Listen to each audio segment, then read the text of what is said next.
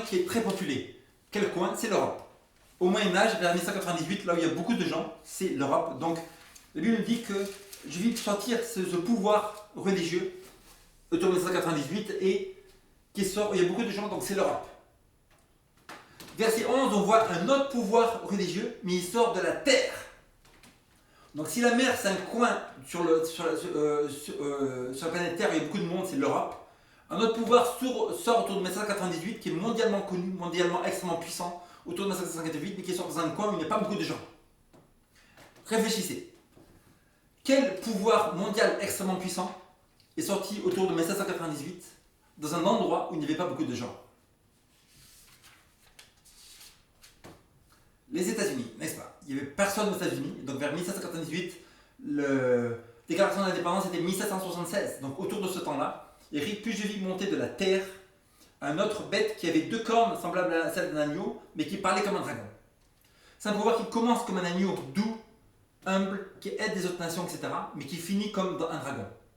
La Bible nous dit que le dragon, c'est Satan.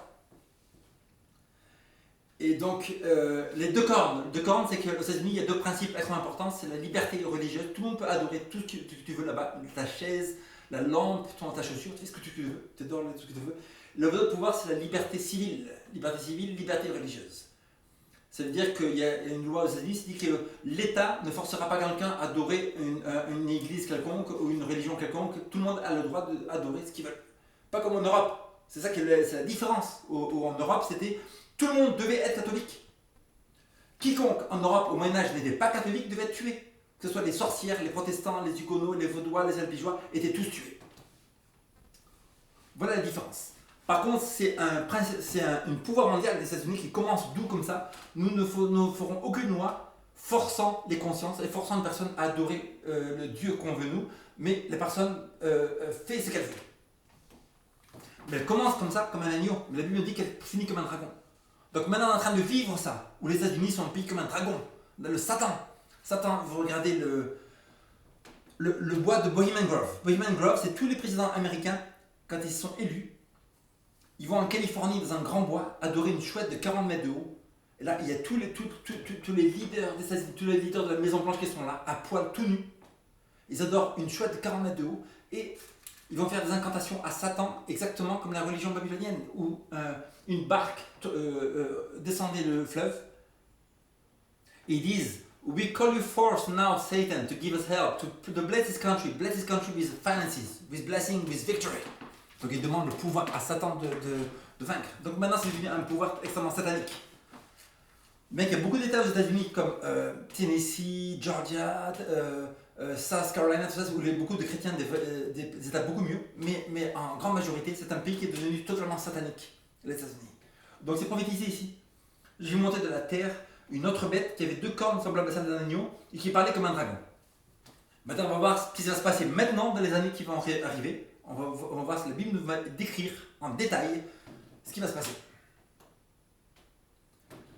Elle exerçait, donc les États-Unis exerçaient toute l'autorité de la première bête. La première bête a forcé des consciences partout en Europe. Des millions de gens sont morts, 50 millions de gens, ceux qui ne suivaient pas les dogmes de l'Église catholique. Donc ce deuxième bête qui se dit avoir la Constitution va renaître sa Constitution bientôt et va faire exactement pareil que la première bête. Elle exerçait toute l'autorité de la première bête en sa présence et elle faisait que la terre et ses habitants adorèrent la première bête dont la blessure mortelle était guérie. Donc on vient de voir quelle était la bête, les pouvoirs religieux dont la blessure mortelle était guérie, c'est l'Église catholique. 1598, le pape meurt par Berthier. Deuxième guerre mondiale, Mussolini donne le pouvoir au pape et il donne le Vatican. Donc les États-Unis vont faire en sorte que le président américain va dire toute la terre, vous devez adorer le pape. Nous n'acceptons plus les dogmes différents, mais nous protestants et eux catholiques, nous sommes un maintenant, nous nous allions et en fait nous donnons le pouvoir, l'autorité à cette personne-là qui s'appelle le pape. Ces choses vont se passer dans quelques années, bientôt. Elle exerçait toute l'autorité de la première bête en sa présence et elle faisait que la terre et ses habitants adoraient la première bête dont la blessure mortelle était guérie. Elle opérait de grands prodiges, même jusqu'à faire descendre du feu du ciel sur la terre à la vue des hommes. Des grands prodiges, c'est comme vous voyez la Deuxième Guerre mondiale, Nagasaki, où les bombes atomiques, faire descendre du feu du ciel En fait, les gens n'avaient jamais vu ce genre de choses, n'est-ce pas? Et donc les États-Unis vont faire tellement de grands prodiges que les gens vont dire de toute la terre, tiens, ce pouvoir est vraiment le pouvoir de Dieu. Et elle séduisait les habitants de la terre par les prodiges qui lui étaient donnés d'opérer en présence de l'Église catholique, en présence du pape. Le pape sera là-bas. Même, on a vu quelques mois que le pape, en septembre, il était, pour la première fois, un pape a parlé devant le Sénat américain, devant tous les Américains. Donc l'alliance est en train de se faire.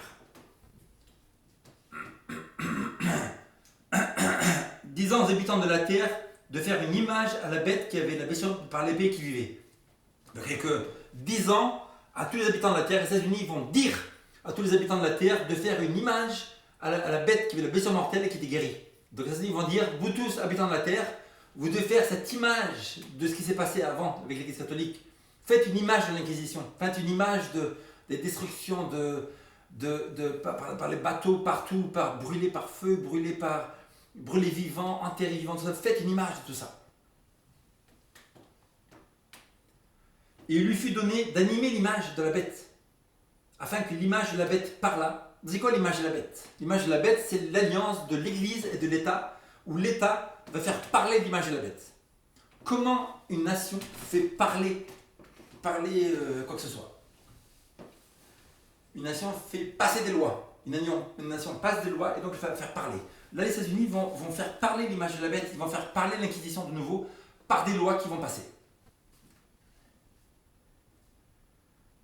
Et elle fit que tous, petits et grands, rissa. Donc, il fut d'animer l'image de la bête, afin que l'image de la bête parlât, afin que qui que soit qui n'adorerait pas l'image de la bête soit tué. Donc, il n'est pas écrit chrétien, non chrétien, etc. Non, il écrit que quiconque n'adore pas cette nouvelle loi, qui est la loi dominicale du dimanche, sera tué.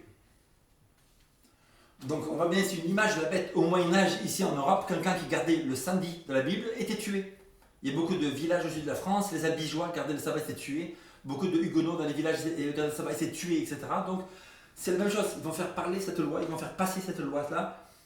Et elle fait que tout ce petit grand qui est esclave, qui ne reçut pas la marque de la bête, la marque, c'est on a vu que les catholiques, dans la catéchisme, a dit le changement du samedi au dimanche est la marque de notre autorité. Le changement du samedi au dimanche est la marque de notre autorité. Donc la marque de la bête, c'est l'adoration du dimanche. Le sceau de Dieu. Quand Obama parle, il a un pupitre. Et dedans, il y a un sceau. Le sceau écrit le nom Barack Obama. Titre, président. Territoire, États-Unis. C'est le sceau de Dieu. Le sceau d'Obama. Donc le sceau de Dieu a la même chose. A le nom, titre et président. Et territoire. Donc où est-ce que se trouve le sceau de Dieu dans la Bible? On va dans les 10 commandements. On a souviens-toi du jour de repos pour le sanctifier. Tu travailleras 6 jours, tu feras tout ton ouvrage. Mais le 7e jour est le jour de l'Éternel, ton Dieu. Titre, Dieu. Car en 6 jours, il créa. Dans nom Dieu, titre, créateur, les cieux, la terre, la mer, le seau d'eau. Donc le sceau de Dieu se trouve dans le sabbat. Il y a le nom, ton Dieu, titre, créateur, territoire, l'univers. C'est le sabbat. Il y a même Ézéchiel chapitre 20, versets 12 et 20. Je leur donnais aussi mes sabbats comme un signe entre moi et eux pour qu'ils connussent que je suis l'Éternel et qu'ils les sanctifient. Verset 20. Sanctifiez mes sabbats, qu'il soit entre moi et vous un sceau, une marque, que vous connaissiez que je suis l'Éternel, votre Dieu. Le sabbat, c'est la marque de Dieu. Si le sabbat est la marque de Dieu, la marque de Satan ou de l'Église catholique, et le dimanche. Donc ce n'est pas une question de jour du tout, c'est une question de qui va-t-on adorer, le Dieu de la Bible, ou les paroles du président et son opinion personnelle.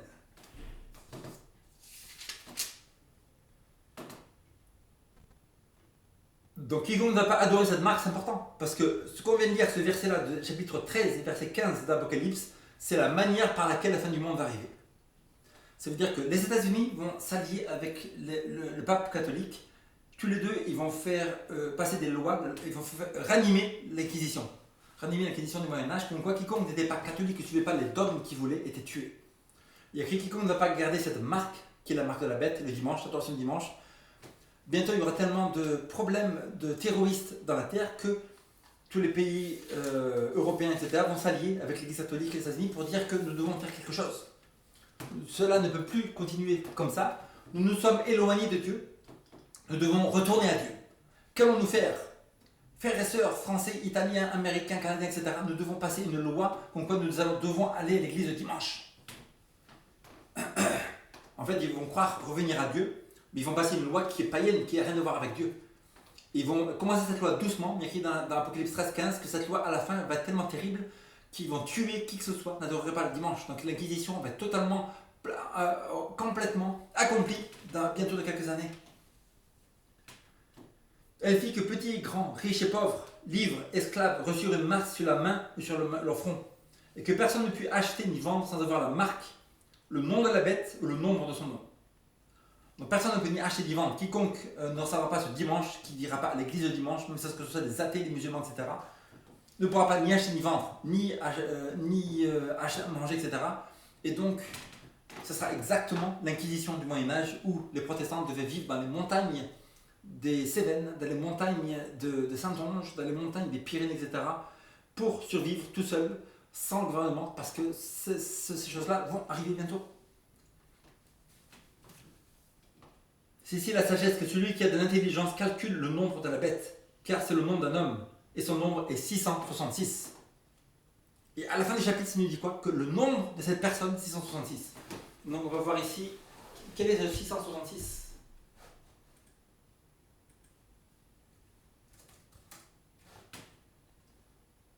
Le 666, c'est le nombre d'une personne. Donc une personne, à ce numéro-là, une personne se dit être religieux, dirigeant. On a bien vu que c'était l'Église catholique qui accomplit toutes ces prophéties. Et 666, c'est le nombre d'un nom. Est-ce que donc le pape aurait un nom, un titre qui se calcule, qui se termine par 666? Est-ce qu'il aurait un nom qui se termine, où on calcule tout son nombre, etc. Et on arrive ce chiffre-là, 666. Parce que là, on a vu beaucoup de points. On a vu que la couleur des prélats était pourpre et violet. Donc on a vu que cet antéchrist-là est assis sur cette montagne. On a vu que cet antéchrist-là sort de Rome, la quatrième bête. Daniel chapitre 2, Daniel chapitre 7. Il est juste à lire. Daniel chapitre 2, chapitre 7 nous montre que ce pouvoir sort de Rome. Un pouvoir religieux, où il y a la Rome païenne avec les Césars, tout ça, ça se termine en 400 et quelques. Et de là, juste après, hop, il y a un pouvoir qui commence, mais religieux, c'est des chrétiens. Et hop, c'est de là que commence l'antéchrist. Cet antéchrist-là écrit qu'il y aura 10 cornes. 10 cornes, il y aura 10 nations, et 3 des nations sont tuées. Les Vandales, les Ostrogoths et les Iorélites sont tués. C'est 3 nations païennes, donc c'est un pouvoir, encore un signe, qui nous prouve que cet antéchrist-là va tuer 3 des 10 nations païennes. Cet antéchrist-là va dire des paroles arrogantes, que le pape n'est pas seulement Jésus-Christ, mais il n'est pas seulement le représentant, mais il est Jésus-Christ lui-même. C'est un pouvoir qui va faire des blasphèmes, dire je te pardonne, j'ai le pouvoir de pardonner le péché. C'est un pouvoir qui va durer 1260 ans, 1638-1798. On va voir que c'est un pouvoir qui a un nom.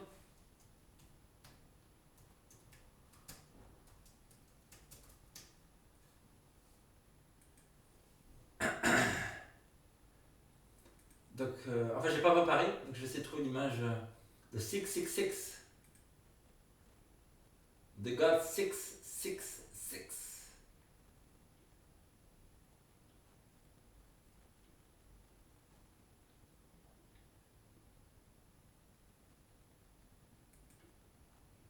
Donc il y a un nom. Le pape a un nom qui est le Vicarius Filii Dei. Vicarius Filii Dei, c'est le vicaire du Fils de Dieu. Le vicaire du Fils de Dieu. Donc le pouvoir romain catholique, c'est un pouvoir romain. Donc si on veut calculer le 666, il faut le calculer en chiffres romains. Donc quelle est la numération latine? Quelle est la numérotation latine en romain du Vicarius Filii Dei? Et là vous avez, je sais pas si c'est bien cadré, Vicarius Filii Dei. Le I c'est 1, V c'est 5, X c'est 10, L c'est 50, C c'est 100, D c'est 500. Donc Vicarius, le vicaire c'est 112, Filii avec 50 ici au milieu ça fait 53, DI il y a D donc c'est 500, ça fait 501 plus 53 plus 112 ça fait 66. Le nom du pape est 666. Donc c'est irréfutable. Donc quoi, l'Église catholique et le pouvoir décrit dans la parole de Dieu comme l'Antéchrist. L'Antéchrist qui va amener la fin du monde. L'Antéchrist qui va s'allier avec le président américain pour ranimer l'Inquisition.